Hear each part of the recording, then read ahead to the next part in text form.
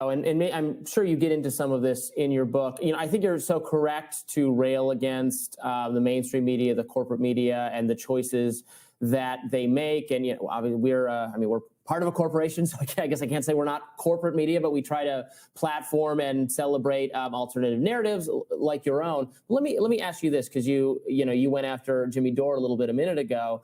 I've noticed that in a lot of these independent and alternative media spaces, voices we've featured on the show before, people who got big by having very pro Bernie Sanders audiences and messages, have had, if not a right-wing drift, I'm not sure that's in the direction of progressivism, or it's not in the direction of normal Bidenism either. It's in a direction, I think, of being more open to the right.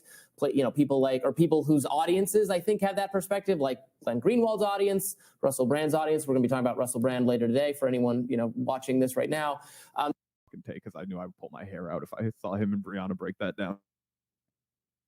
That kind of thing. How does that square with your thesis on the inevitable takeover of progressivism?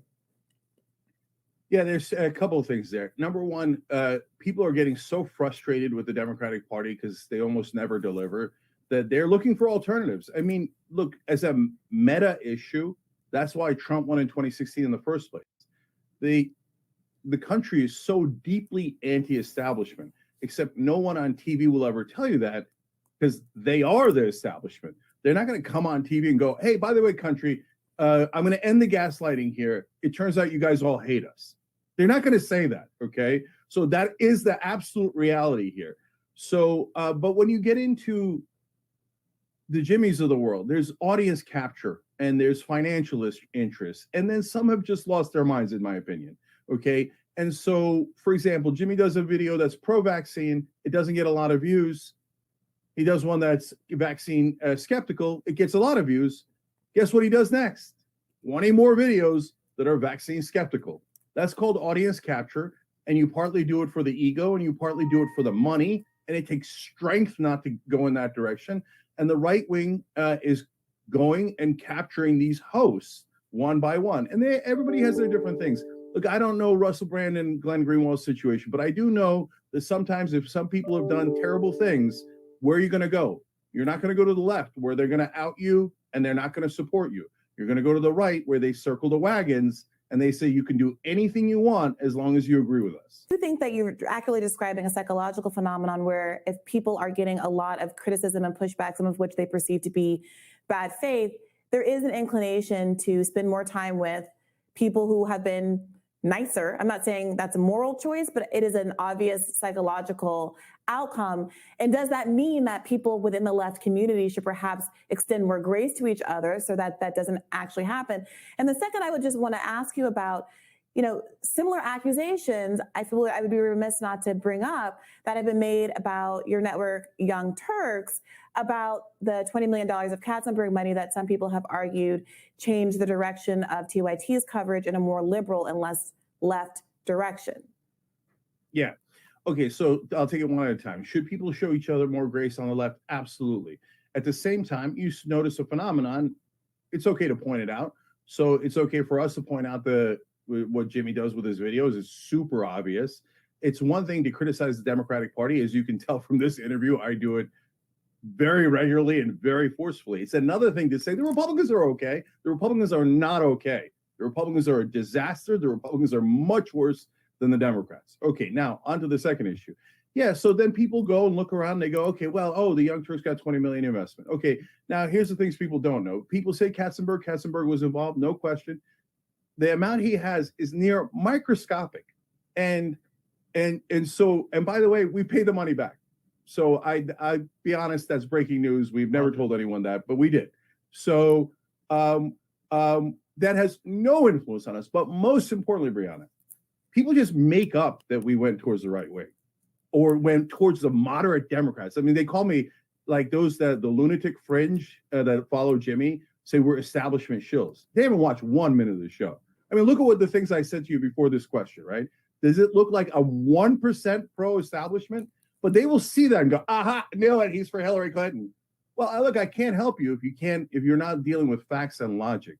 You can't show anything where we're in favor of Hillary Clinton. Well, No specifically, one let me fights help harder you, in the Jane. primaries against corporate Democrats than TYT does, Young Turks does, and I do. I formed the Justice Democrats to fight against corporate Democrats, and we defeated them. There's nothing more practical and more real than what I did there in that instance. I mean, Jake, I think specifically one of the moments that I remember of TYT being characterized as no longer capturing the spirit of the Justice Democrats or what the Justice Democrats were supposed to do was the moment around Force the Vote, where there was a push for the elected squad members to take an adversarial relationship to the Democratic Party and Nancy Pelosi specifically, to withhold their votes for them the same way that we've now seen the Freedom Caucus model with withholding their votes for Kevin McCarthy at the beginning of this year, really testing the theory of how that would work and getting in return a number of concessions that I think we can all acknowledge would be amazing for the left to have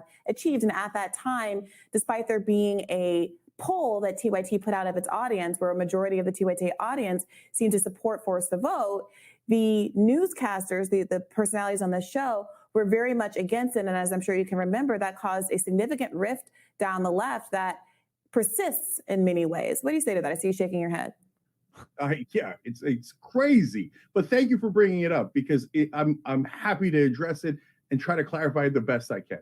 Guys, do I look like I don't want to force votes? Of course I do, right? And I tell every congressperson that's going into Congress for the first time, if they'll listen to me, I tell them, you have to create what the civil rights movement called good trouble. Now, that doesn't mean you go in wildly and flailing around doing impractical things, but it means you come up with a coordinated strategy, you then create good trouble, and then you put a spotlight on an issue where you are on the winning end of it, popularity-wise. So, for example, one of the things we did with Justice Democrats is as soon as AOC won, we did a sit-in in Nancy Pelosi's office. That put Green New Deal on the map, that put Sunrise Movement on the map, and in a lot of ways it reinforced Justice Democrats being on the map. I want you to take those kind of actions, but you have to actually use your mind and independent judgment as to which action to take. Have you ever played Pac-Man? This is Pac-Man, not David, but if you go too far to the left, right? I'm going to use your left, which is over here.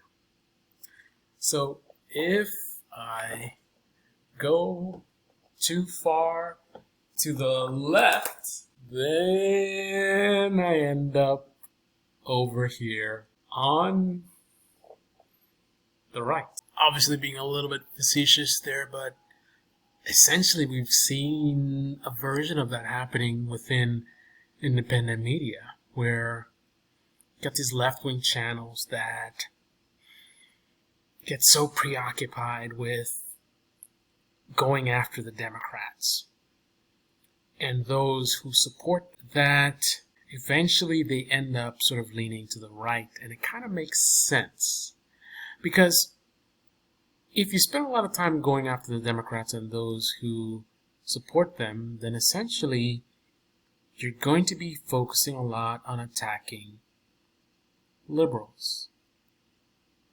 And if you're spending a lot of time focusing on attacking liberals, then that means you're putting out anti-liberal content. Problem with that is the fundamental and most successful right-wing media business model, right?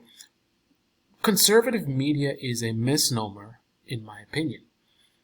You know, the biggest players in conservative, so-called conservative media are really anti-liberals.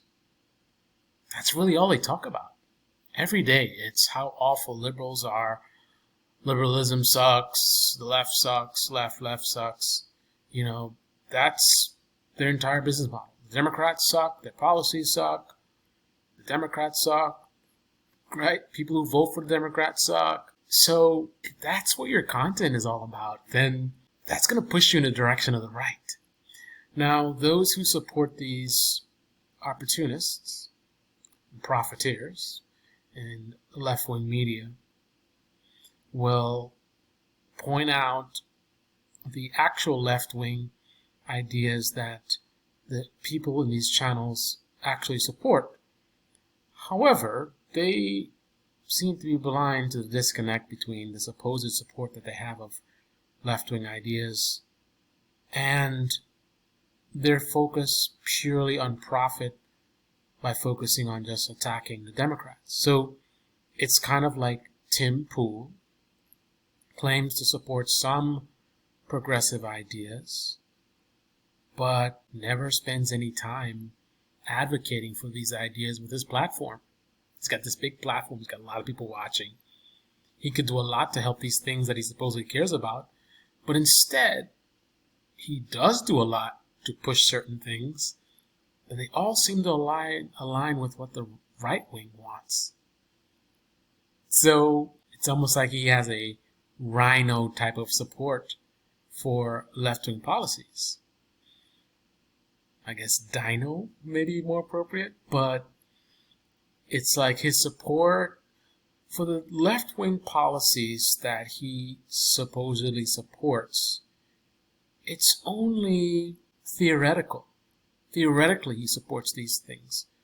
Theoretically, he would advocate for these things. But in reality, the things that he advocates for are all things that generally are supported by the right. So, Jimmy Dore really is a true left-winger and supports left-wing policies, then why would he take the photo op of Force to Vote, which I support? I support Force to Vote. Why would he take that photo op and be absent during Build Back Better? Build Back Better was a major turning. If the left had sort of coalesced behind it, made a lot of noise, aggressively protested, made it clear that Democrats allowing that to fail would be disastrous for them politically, then potentially it would have passed. At least most of it. And that would have been a major accomplishment for the left. And the potential benefits of that win could win over more people to their side, leading to even more success down the line. So how would things be today for the progressives had they actually fought for Build Back Better and it passed? What would things look like now as opposed to now not having that win and just overall the results of everything that they've pushed for and fought for? So Jimmy Dore, just like for Force to Vote, had the ability to really push for a policy that could have aggressively pushed us away from a DeSantis or second Trump candidacy or term. So, Jimmy Dore supports progressivism, but at a crucial moment, he vanished. He already had the photo op from Force to Vote, so I guess he didn't feel it necessary to advocate for this bill that had so many things that supposedly Jimmy would like. Interesting. This is the Debate Me channel. Debate me in the comment section below. Click on the like button, subscribe, smash that. Curious. Very, very curious.